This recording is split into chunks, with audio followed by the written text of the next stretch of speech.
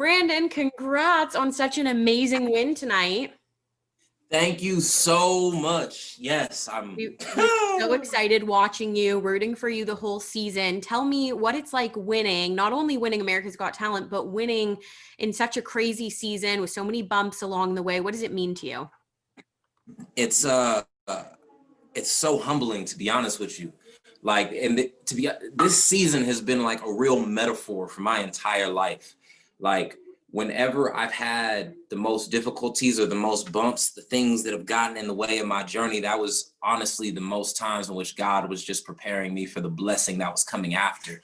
And this was my answered prayer. This was God showing up and saying, Brandon, seen I've seen your faithfulness, and let me restore that to you back. And so I'm a and this is hard work meeting preparedness as well, because I worked hard for this, and I'm over the moon at the fact that I was able to do this. Tell us why your spoken word is so important, especially right now. Man, spoken word, when the pandemic hit, I said this on many Instagram lives. There was nobody who got the opportunity to entertain the masses in the midst of social distancing and everything like poets did. If you go online and you type in poetry in your city, you will find an open mic that's happening virtually that you can tune into live, participate, watch, because we're not limited to any of the other things when it comes to like music or staging or anything like that. It's just our heart and our words being poured out. And for spoken word to get this opportunity, I have to thank the spoken word community for showing up and voting. Like, they showed up in force saying, Brandon, we are going to make you, our stand is behind you, and we're going to push you forward. And for spoken word to get this win, it's beyond words. What kind of support have you gotten from the kids whose lives you've affected? I'm gonna give a story with this. So I used to teach at my alma mater, Edison High School in Southside Stockton, and I hopped in on a Zoom call yesterday before the show happened with my friend Mr. Carter. He's a teacher there, and I got the chance to talk to some of the students, and one of them was like, "Yo, like, did you think that you could ever make it out of Southside Stockton?"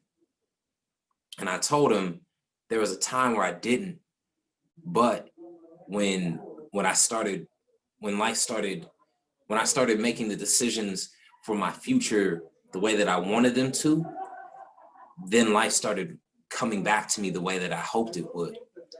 And for myself, if I can just be uh, another example for them to be able to look at and say, yo, he made it out of Southside Stockton, I can make it out of Southside Stockton. And not just make it out, but come back and try to make it a better place.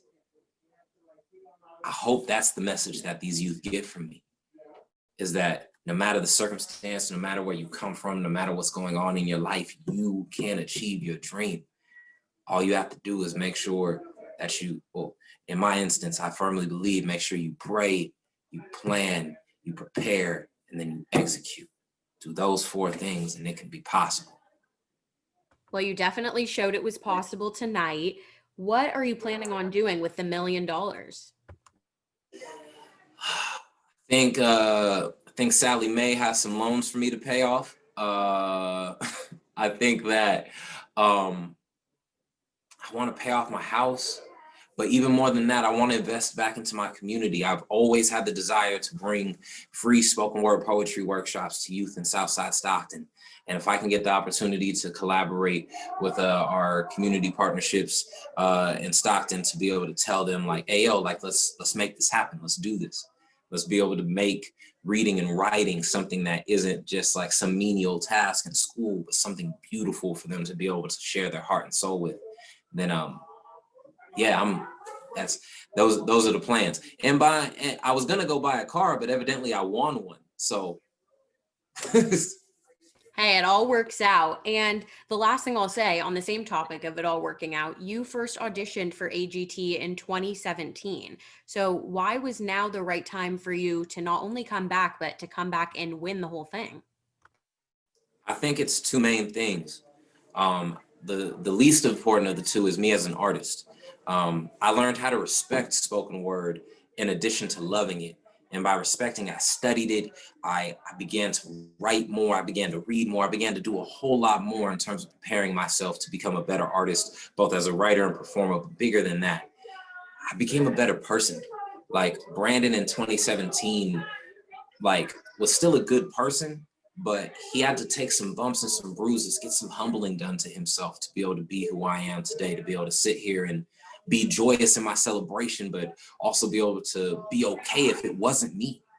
And that's the big victory for me, is being able to say that before the golden buzzer, I was okay with not winning and just getting a chance to show my stuff.